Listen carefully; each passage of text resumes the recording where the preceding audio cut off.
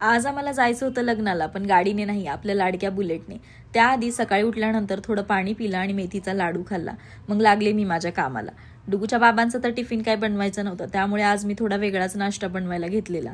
मसाला दलिया खिचडी बनवली होती. ही करायला खूप सोपी आहे आणि पटकन तयार होते. यामध्ये खूप सारं प्रोटीन आहे आणि टेस्टला तर एकच नंबर लागते. आणि डुगूला तर इतकी आवडली होती की ती खूपच मन लावून खात होती. आणि लग्नाला जाण्यासाठी मी साडी सिलेक्ट केली होती, पण डुगूचे बाबा बोलले की आपल्याला गाडीवर जायचं आहे, तुला व्यवस्थित सांभाळता येणार नाही.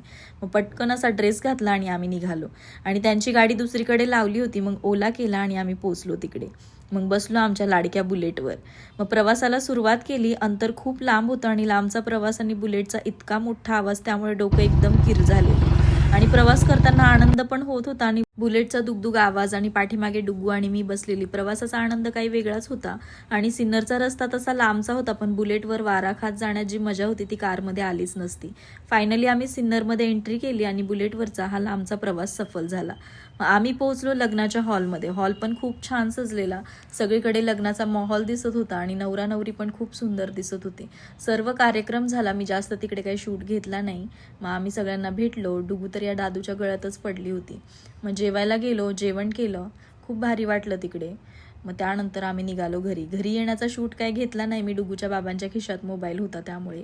घरी आल्यानंतर पटकन फ्रेश झाली. तर असा होता आमचा सिन्नरचा बुलेट प्रवास. तर मंडळी, व्हिडिओ आवडल्यास लाईक करा. भेटूया पुढच्या व्लॉगमध्ये. बाय.